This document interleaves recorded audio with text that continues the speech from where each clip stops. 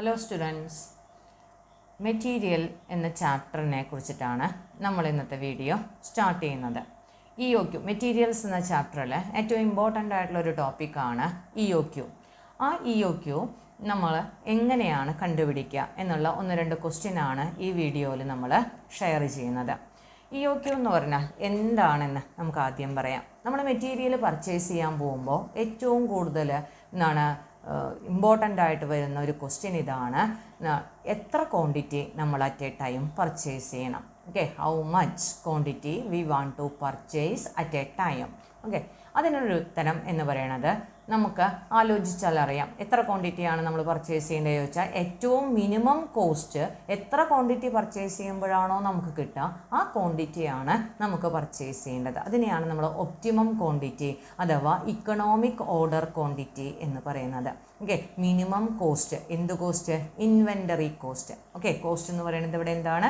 Inventory അഥവാ എന്താണ് നമ്മുടെ മെറ്റീരിയൽ കോസ്റ്റ്, പർച്ചേസ് ചെയ്യാൻ വേണ്ടി വരുന്ന കോസ്റ്റ് ഏറ്റവും കുറഞ്ഞതായിരിക്കണം, മിനിമം ആയിരിക്കണം. അപ്പോൾ അതുമായി ബന്ധപ്പെട്ട കോസ്റ്റുകൾ ഏതൊക്കെയാണെന്ന് നമുക്കറിയണം. ഓക്കെ, ഇൻവെൻ്ററിയുമായി ബന്ധപ്പെട്ട കോസ്റ്റുകൾ ഒന്ന് ഓർഡറിങ് കോസ്റ്റ് ആണ്. ഒന്നാമത്തെ കോസ്റ്റ് എന്ന് പറയുന്നത് എന്താണ്? ഓർഡറിങ് കോസ്റ്റ് ആണ്. Ordering cost. അതുപോലെ തന്നെ രണ്ടാമത്തെ കോസ്റ്റ് എന്ന് പറയുന്നത് ക്യാരിയിങ് കോസ്റ്റ് ആണ്. ഓക്കെ, ഓർഡറിങ് കോസ്റ്റും ക്യാരിയിങ് കോസ്റ്റും, ഈ 2 കോസ്റ്റാണ് എന്താണ് EOQയിൽ നമുക്ക് പ്രധാനപ്പെട്ട 2 കോസ്റ്റ് വരുന്നത്. ഈ 2 കോസ്റ്റിൻ്റെയും ക്യാരക്ടർ എന്താണെന്ന് നമുക്ക് നോക്കാം. ഓർഡറിങ് കോസ്റ്റ് എന്ന് പറയുന്നത് നമ്മളൊരു ഓർഡർ പ്ലേസ് ചെയ്യാൻ വേണ്ടി വരുന്ന മൊത്തം ചെലവിനെയാണ് ഓർഡറിങ് കോസ്റ്റ് എന്ന് പറയാം. അപ്പോൾ 1-2 കോസ്റ്റുകൾ അല്ലെങ്കിൽ കുറച്ച് കോസ്റ്റുകൾ കൂടി ചേർന്നതാണ് ഓർഡറിങ് കോസ്റ്റ്. അപ്പോൾ എന്തൊക്കെ കോസ്റ്റുകളാണ് ഓർഡറിങ് കോസ്റ്റിൽ വരണതെന്ന് നമുക്ക് നോക്കാം. അതിൽ ഒന്നാമത്തെ പറയുന്നത് സ്റ്റാഫിന് വേണ്ടി വരുന്ന സാലറി. ഓർഡറിങ് അതായത് പ്ലേസിങ് ആൻഡ് ഓർഡർ നടത്താൻ വേണ്ടി കുറച്ച് സ്റ്റാഫിനെ നമുക്ക് ആവശ്യമായി വേണ്ടി വരും. അവർക്ക് കൊടുക്കേണ്ട സാലറി എന്തിൽ വിടും? ഈ ഓർഡറിങ് കോസ്റ്റിൽ വിടും. അതുപോലെ തന്നെ എന്താണ് റിസീവിങ് ആൻഡ് ഇൻസ്പെക്ഷൻ ഡിപ്പാർട്ട്മെൻറ്റിലെ സ്റ്റാഫിന് കൊടുക്കുന്ന സാലറി. അതേപോലെ എന്താണ് സ്റ്റേഷനറി കോസ്റ്റ്, ടെലിഫോൺ കോസ്റ്റ്, ഇതുപോലെയുള്ള കോസ്റ്റ്, ഓർഡറിങ്ങുമായി ബന്ധപ്പെട്ട സ്റ്റേഷനറി കോസ്റ്റ്, ടെലിഫോൺ കോസ്റ്റ്, ഇതൊക്കെ ഓർഡറിങ് കോസ്റ്റിൻ്റെ ഉള്ളിൽ വരുന്ന കോസ്റ്റുകളാണ്.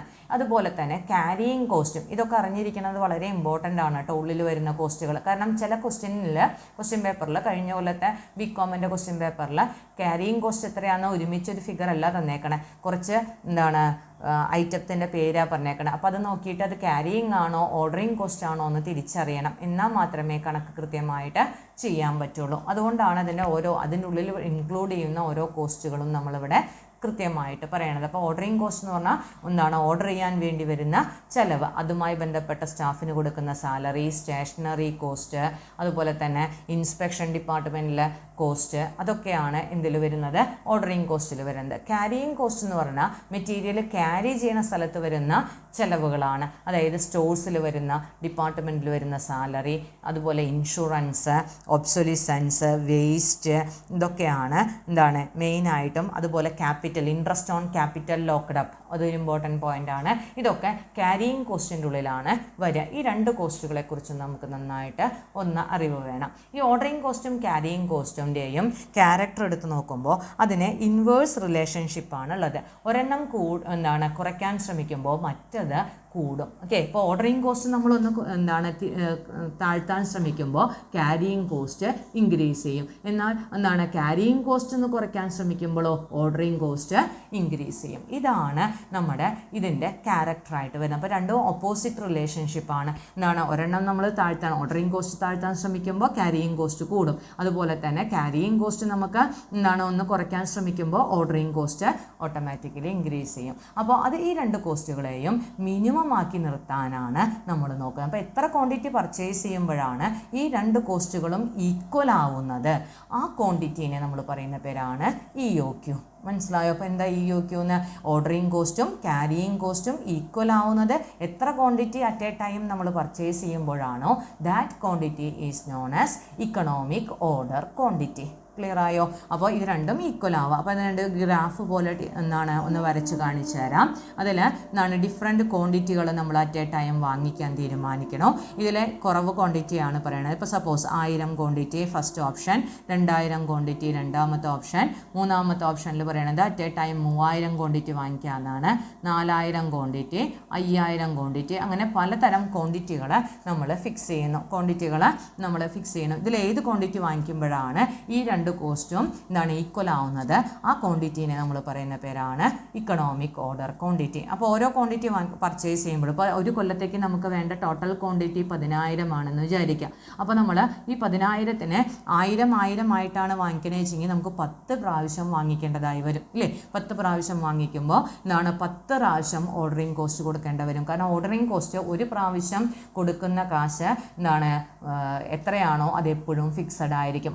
ഒരു പ്രാവശ്യം ഓർഡർ ചെയ്യുന്നുള്ളൂ വെച്ചെങ്കിൽ ഇപ്പോൾ എന്താണ് ഇപ്പോൾ സപ്പോസ് 500 രൂപയാണ് ഓർഡറിങ് കോസ്റ്റ് എന്ന് വിചാരിക്കുക. ഒരു പ്രാവശ്യം നമ്മൾ എന്താണ് ഓർഡർ ചെയ്യുന്നുള്ളൂ വെച്ചെങ്കിൽ 500 രൂപയെ വരുള്ളൂ. 2 പ്രാവശ്യമായിട്ട് ഓർഡർ ചെയ്യുകയാണെങ്കിൽ നമുക്ക് 500 1000 രൂപ വരും. 3 പ്രാവശ്യമായിട്ടാണ് ഓർഡർ ചെയ്യുന്നത് വെച്ചെങ്കിൽ എന്താണ് 1500 വരും. അപ്പോൾ ഓരോ പ്രാവശ്യം ഓർഡർ ചെയ്യുമ്പോഴും ഫിക്സഡ് ആയിട്ട് കൊടുക്കേണ്ട എമൗണ്ട് ആണ് ഓർഡറിങ് കോസ്റ്റ്. മനസ്സിലായോ? അപ്പോൾ 10,000 യൂണിറ്റ് ആണ് ഒരു കൊല്ലം വാങ്ങിക്കേണ്ടത്. അറ്റ് എ ടൈം നമ്മൾ 1000 എണ്ണം വാങ്ങിക്കണേ വെച്ചെങ്കിൽ 10 പ്രാവശ്യം വാങ്ങിക്കേണ്ടി വരും. അപ്പോൾ 10 ഓർഡറിങ് കോസ്റ്റ്, അതിൽ വലിയൊരു എമൗണ്ട് ഓർഡറിങ് കോസ്റ്റ് കൊടുക്കേണ്ടി വരും. സപ്പോസ് ഇതാണ് ആ വലിയ എമൗണ്ട് എന്ന് വിചാരിക്കാം. പക്ഷേ 2000 ആയിട്ടാണ് വാങ്ങിക്കണേ വെച്ചെങ്കിൽ നമുക്കത് 5 പ്രാവശ്യം കൊണ്ട് വാങ്ങിച്ച് തീർക്കാം അല്ലേ? ഒരു കൊല്ലം 5 പ്രാവശ്യം വാങ്ങിച്ചാൽ നമുക്ക് എന്ത് കിട്ടും? 10,000 യൂണിറ്റ് വാങ്ങിച്ച് കഴിയും. അപ്പോൾ നമുക്കത് അത്രയും കോസ്റ്റ് കുറയും. മറ്റേത് 10 പ്രാവശ്യം വാങ്ങിക്കുമ്പോൾ ഇത്രയാ കോസ്റ്റ് വെച്ചെങ്കിൽ അതിൻ്റെ കൃത്യം പകുതിയേ വരുള്ളൂ. 5 പ്രാവശ്യം വാങ്ങിക്കുമ്പോൾ ഓരോ ഓർഡറിങ് കോസ്റ്റ് ഇങ്ങനെ എന്താണ് കൂടുതൽ അറ്റ് എ ടൈം പർച്ചേസ് ചെയ്യുമ്പോൾ ഓർഡറിങ് കോസ്റ്റ് ഇങ്ങനെ കുറഞ്ഞു വരും. ഇതാണ് ഓർഡറിങ് കോസ്റ്റിൻ്റെ കർവ് വരിക. ഇതിനെ ഓർഡറിങ് കോസ്റ്റ് എന്ന് പറയും. ഓക്കെ, ഓർഡറിങ് കോസ്റ്റ് അപ്പോൾ വളരെ കുറച്ച് യൂണിറ്റ് വാങ്ങിക്കുമ്പോൾ ഓർഡറിങ് കോസ്റ്റ് വളരെ കൂടുതലായിരിക്കും.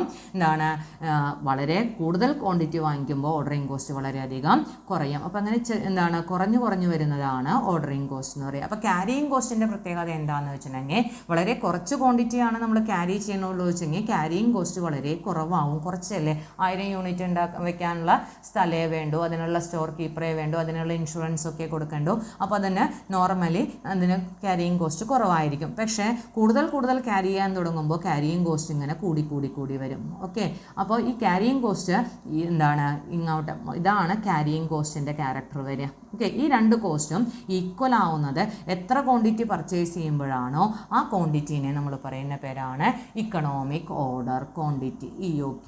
മനസ്സിലാവുന്നുണ്ടോ? അപ്പോൾ EOQ നമ്മൾ ഫൈൻഡ് ഔട്ട് ചെയ്യാനാണ് പല മെത്തേഡും ഉണ്ട്. ഇതൊരു ഗ്രാഫിക് മെത്തേഡാണ് നമ്മളിവിടെ പറഞ്ഞത്. ഗ്രാഫിക് മെത്തേഡ് ഉണ്ട്, ആൽജിബ്രിക് മെത്തേഡ് ഉണ്ട്, ടാബുലർ മെത്തേഡ് ഉണ്ട്, കോസ്റ്റ് കമ്പാരിസൺ മെത്തേഡ് ഉണ്ട്. അങ്ങനെ 4 മെത്തേഡിലൂടെ EOQ കാൽക്കുലേറ്റ് ചെയ്യാം. അതിൽ നമുക്ക് ഏറ്റവും പഠിക്കേണ്ടത് ആൽജിബ്രിക് മെത്തേഡാണ്. ഇക്വേഷൻ രൂപത്തിലുള്ള മെത്തേഡിലൂടെയാണ് നമ്മൾ EOQ പഠിച്ചിരിക്കേണ്ടത്. അതാണ് എക്സാമിനേഷന് ചോദിക്കുന്നത് കേട്ടോ. അപ്പോൾ ആൽജിബ്രിക് ഇക്വേഷനിൽ EOQ കണ്ടുപിടിക്കാനുള്ള ഇക്വേഷനാണ് പറയുന്നത്. EOQ = √2CO/i ആണ്. √2CO/i ഇതാണ് ഇക്വേഷനായിട്ട് വരുന്നത്. അപ്പോൾ ഇതിൽ എന്തൊക്കെയാണെന്ന് നോക്കാം. സി എന്ന് പറയുന്നത് ആനുവൽ കൺസംഷനാണ്. ആനുവൽ കൺസംഷനാണ് സി എന്ന് പറയുന്നത്. ഒ എന്ന് പറയുന്നത് ഓർഡറിങ് കോസ്റ്റ് ആണ്. Ordering cost. ഇനി ഐ എന്ന് പറയുന്നത് ഇൻവെൻ്ററി ക്യാരിയിങ് കോസ്റ്റ് ആണ്. ഓക്കെ, ഈ 3 കാര്യങ്ങളും പറഞ്ഞാൽ മതി. ഇവിടെ സി എന്ന് പറയുന്നത് എപ്പോഴും ആനുവൽ കൺസംഷനാണ്. ചിലപ്പോൾ ക്വസ്റ്റ്യൻ പേപ്പറിൽ മന്ത്ലി കൺസംഷനൊക്കെ തന്നിട്ടുണ്ടാവും. അപ്പോൾ അതിനെ ആനുവലായിട്ട് വേണം എഴുതാൻ വേണ്ടി. ഇപ്പോൾ മന്ത്ലി ആണ് തന്നേക്കണേ വെച്ചെങ്കിൽ ×12 ഇട്ടാൽ ആനുവലാവും. അതുപോലെ വീക്കിലി ആണെങ്കിൽ ×52 ഇട്ട് കഴിഞ്ഞാൽ നമുക്ക് ആനുവലാക്കാം. അപ്പോൾ ആനുവലാക്കിയിട്ട് വേണം പ്രോബ്ലം ചെയ്യാൻ വേണ്ടി. അപ്പോൾ ഇക്വേഷൻ ക്ലിയർ ആയല്ലോ.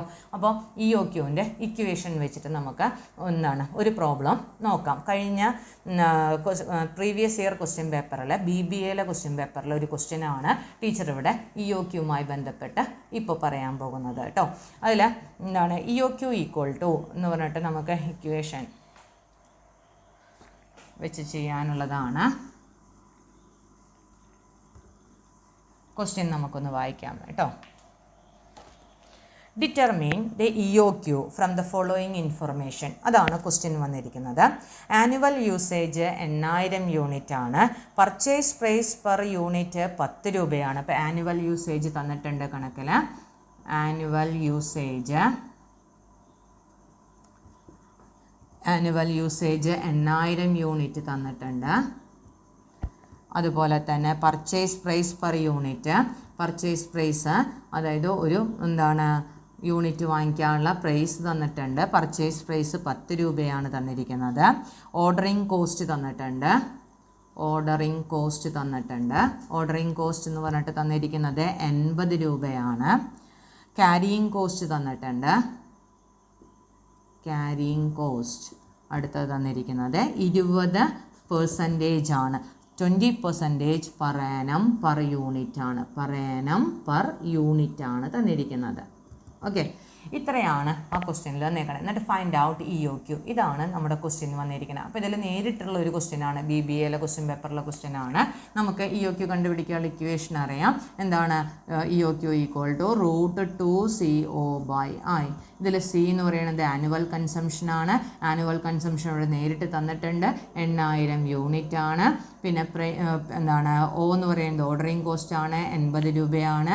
I എന്ന് പറയുന്നത് ഇൻവെൻ്ററി ക്യാരിയിങ് കോസ്റ്റ് ആണ്. ക്യാരിയിങ് കോസ്റ്റ് എന്ന് പറഞ്ഞാൽ 20% per annum ആണ് പെർ യൂണിറ്റിന്. അപ്പോൾ ഒരു യൂണിറ്റിൻ്റെ വില 10 രൂപയല്ലേ. അപ്പോൾ 10 രൂപയുടെ എപ്പോഴും മെറ്റീരിയൽ പ്രൈസിൻ്റെ സർട്ടൺ പെർസെൻറ്റേജ് ആയിരിക്കും ക്യാരിയിങ് കോസ്റ്റ്. അപ്പോൾ 10ൻ്റെ 20% ആയിരിക്കും ക്യാരിയിങ് കോസ്റ്റ്. അപ്പോൾ എത്രയാണ് 10ൻ്റെ 20% എന്ന് പറഞ്ഞാൽ 2 രൂപയാണ് ക്യാരിയിങ് കോസ്റ്റ്. അപ്പോൾ നമുക്കിത് വെച്ചിട്ട് ആ ഇക്വേഷൻ സോൾവ് ചെയ്ത് നോക്കിയാലോ. Root 2 into 8000 into ordering cost 80 divided by 2.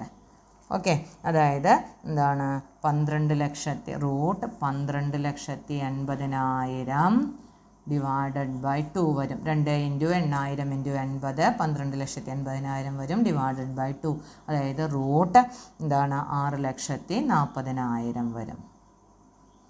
Root 6,40,000 വരും. അതിൻ്റെ റൂട്ട് കാണുമ്പോൾ നമുക്ക് ആൻസർ കൃത്യമായിട്ട് കിട്ടും.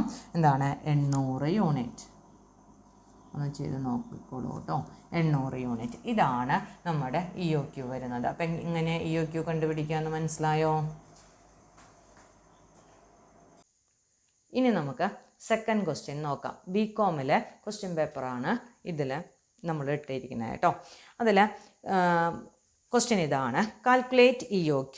Monthly demand of product X 1500 unit. Requirement of component to produce 1 unit of product X 5 units.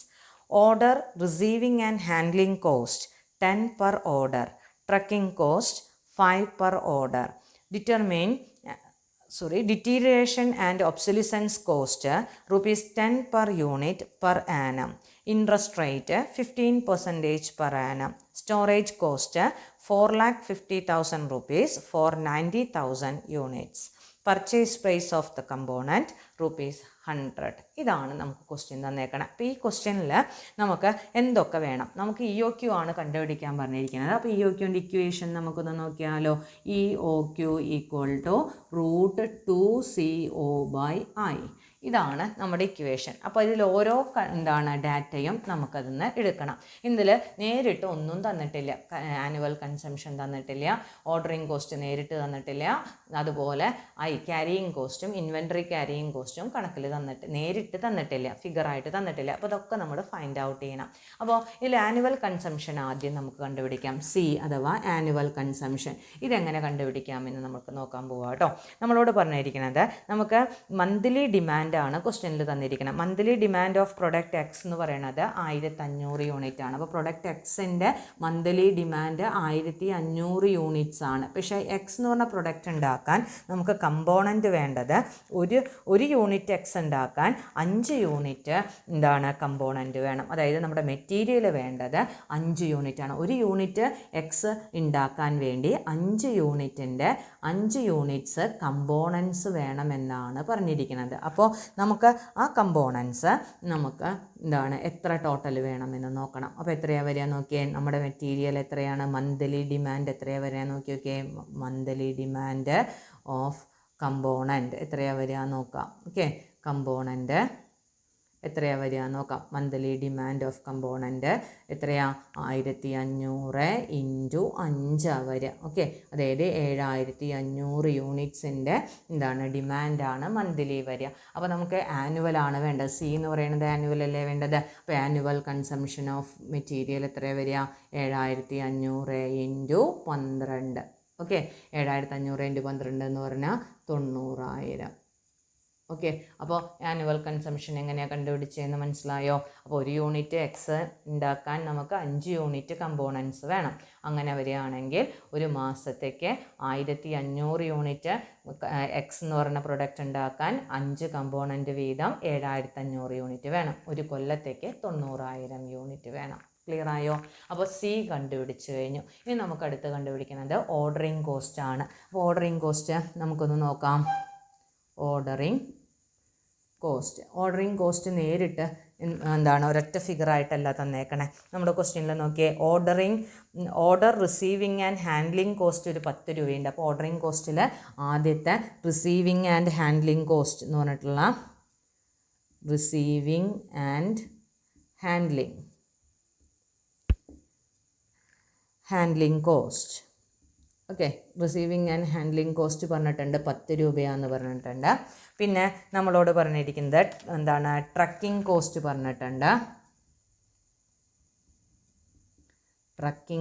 പറഞ്ഞിട്ടുണ്ട്. അത് എത്ര രൂപയാണെന്ന് പറഞ്ഞിട്ടുണ്ട്? 5 പെർ ഓർഡർ. ഓരോ പ്രാവശ്യവും ഓർഡർ ചെയ്യുമ്പോൾ 5 രൂപ ട്രക്കിംഗ് കോസ്റ്റാണെന്ന് പറഞ്ഞിട്ടുണ്ട്. ഇത് രണ്ടും കൂടി കൂട്ടിയതാണ്. ഇനി വേറെ ഒന്നുമില്ല അതിൽ നോക്കിയാൽ. ബാക്കിയുള്ളത് ഡിറ്റീറിയേഷൻ ആൻഡ് ഒബ്സൊലിസൻസ് എന്ന് പറയുന്നത് ക്യാരേജ് കോസ്റ്റിലാണ് വരിക, ക്യാരിയിങ് കോസ്റ്റിലാണ് വരിക. അതുപോലെ തന്നെ ഇൻട്രസ്റ്റ് റേറ്റ് ക്യാരിയിങ് കോസ്റ്റിലാണ് വരിക, സ്റ്റോറേജ് കോസ്റ്റും ക്യാരിയിങ് കോസ്റ്റിലാണ് വരിക. അപ്പോൾ ഇത് രണ്ടും മാത്രമേ ഓർഡറിങ് കോസ്റ്റുമായി ബന്ധപ്പെട്ട കോസ്റ്റുകളുള്ളൂ. ഏതൊക്കെയാണ്? റിസീവിങ് ആൻഡ് ഹാൻഡ്ലിംഗ് കോസ്റ്റും ട്രക്കിംഗ് കോസ്റ്റും. അപ്പോൾ ഇത് രണ്ടും കൂടി കൂട്ടുമ്പോൾ നമുക്ക് 15 രൂപയാണ് ഓർഡറിങ് കോസ്റ്റ് വരിക. അപ്പോൾ ഓർഡറിങ് കോസ്റ്റ് എത്രയാണ് വന്നതെന്ന് മനസ്സിലായോ? 15 രൂപയാണ് ഓർഡറിങ് കോസ്റ്റ് വരിക. ഇനി നമുക്ക് ക്യാരിയിങ് കോസ്റ്റ് ഒന്ന് കണ്ടുപിടിക്കണം. അപ്പോൾ അടുത്തത് വേണ്ടത് ഐ ആണ് കണ്ടുപിടിക്കുക. അപ്പോൾ ഒ കണ്ടുപിടിച്ച് കഴിഞ്ഞു നമ്മുടെ. ഇനി നമുക്ക് ഐ കണ്ടുപിടിച്ച് നോക്കാം. ഐ എന്ന് പറയുന്നത് ഇൻവെൻറ്ററി ക്യാരിയിങ് കോസ്റ്റ് കേട്ടോ. അപ്പോൾ ഐ എന്ന് പറയുന്നത് നമുക്കറിയാം എന്താണ്? ക്യാരിയിങ് കോസ്റ്റ് ആണ്. ഓക്കെ, ക്യാരിയിങ് കോസ്റ്റ് ഒന്ന് നമുക്ക് ചെയ്ത് നോക്കിയാലോ. ഐ കണ്ടുപിടിക്കാൻ എന്തൊക്കെ ഡാറ്റ തന്നിട്ടുണ്ട്? ഒന്ന് ഡിറ്റീറിയേഷൻ ആൻഡ് ഒബ്സൊലിസൻസ് കോസ്റ്റ് എന്ന് പറഞ്ഞിട്ട് തന്നിട്ടുണ്ട്. ഒന്നാമത്തെ പറയുന്നത് deterioration and obsolescence cost. Deterioration and obsolescence എന്താണ് കോസ്റ്റ് പറഞ്ഞിട്ടുണ്ട്. എന്താണ് എത്ര രൂപയാണ് പറഞ്ഞിരിക്കുന്നത് നോക്കിയേ? 10 രൂപ പെർ യൂണിറ്റ് ആണ്. അപ്പോൾ 10 ഞാൻ കൊടുത്തു. ഷോർട്ടാക്കി എഴുതിയേക്കണം. ഡിറ്റീറിയേഷൻ ആൻഡ് ഒബ്സൊലിസൻസ് കോസ്റ്റ് 10 രൂപ. പിന്നെ അടുത്ത് പറയുന്നത് ഇൻട്രസ്റ്റ് ആണ്. ഇൻട്രസ്റ്റ് നമ്മൾ ലോക്ക്ഡ് അപ്പ് ക്യാപിറ്റലിൻ്റെ മുകളിലാണ് ഇൻട്രസ്റ്റ്. അപ്പോൾ ഒരു യൂണിറ്റ് ലോക്ക് ചെയ്യുന്നത് 100 രൂപയാണ്. ഒരു യൂണിറ്റിൻ്റെ വില 100 രൂപയല്ലേ പറയണത്? ഒരു കമ്പോണൻറ്റിൻ്റെ വില 100 രൂപയാണ്. അപ്പോൾ 100 രൂപയുടെ 15% ഇൻട്രസ്റ്റ്. അപ്പോൾ ഇൻട്രസ്റ്റ് എങ്ങനെയാണ് കണ്ടുപിടിക്കുകയെന്ന് മനസ്സിലായോ? മെറ്റീരിയൽ കോസ്റ്റിൻ്റെ മുകളിലാണ് ഇൻട്രസ്റ്റ് കണ്ടുപിടിക്കുക. മെറ്റീരിയൽ കോസ്റ്റ് 100 രൂപയാണ്, അതിൻ്റെ 15%, അതായത് 15 രൂപയാണ് ഇൻട്രസ്റ്റ് വരുന്നത്. പിന്നെയും ഉണ്ടല്ലോ സ്റ്റോറേജ് കോസ്റ്റ് അല്ലേ. അടുത്തത് സ്റ്റോറേജ് കോസ്റ്റ് ആണ്. അപ്പോൾ ഈ സ്റ്റോറേജ് കോസ്റ്റ് പറയണത് സ്റ്റോറേജ് കോസ്റ്റ്. ഓക്കെ, സ്റ്റോറേജ് കോസ്റ്റിൽ വരുന്നത് എന്താണെന്ന് വെച്ച് കഴിഞ്ഞാൽ എന്താണ്? 4,50,000 രൂപയാണ് 90,000 അല്ലേ യൂണിറ്റ് എന്താണ് സ്റ്റോർ ചെയ്യാൻ വേണ്ടി. അപ്പോൾ 4,50,000 രൂപ വേണം നമുക്ക്. എത്രയാ? 90,000 യൂണിറ്റ് നമുക്ക് സ്റ്റോർ ചെയ്യാൻ വേണ്ടി. അപ്പോൾ ഒരു യൂണിറ്റിന് എത്രയാണ് നമുക്ക് കണ്ടുപിടിച്ചൂടെ? ഒരു യൂണിറ്റിന് നമുക്ക് ഫൈൻഡ് ഔട്ട് ചെയ്യാൻ വേണ്ടി പറ്റും 5 രൂപയാണ്. ഓക്കെ, അങ്ങനെ മൂന്നും കൂടി കൂട്ടിയതാണ് ഇൻവെൻറ്ററി ക്യാരിയിങ് കോസ്റ്റ്. 10, 15, 5 അങ്ങനെ വരുമ്പോൾ എത്ര വന്നു? 30 രൂപ. ഓക്കെ, അപ്പോൾ എന്താണ് ക്യാരിയിങ് കോസ്റ്റ് നമുക്ക് കിട്ടിയില്ലേ? 30 രൂപയാണ്. അപ്പോൾ ഓരോന്നും കിട്ടി. അതായത് സി ആനുവൽ കൺസംഷൻ കിട്ടി 90,000 കിട്ടി. ഓർഡറിങ് കോസ്റ്റ് 15 രൂപയാണെന്ന് കിട്ടി.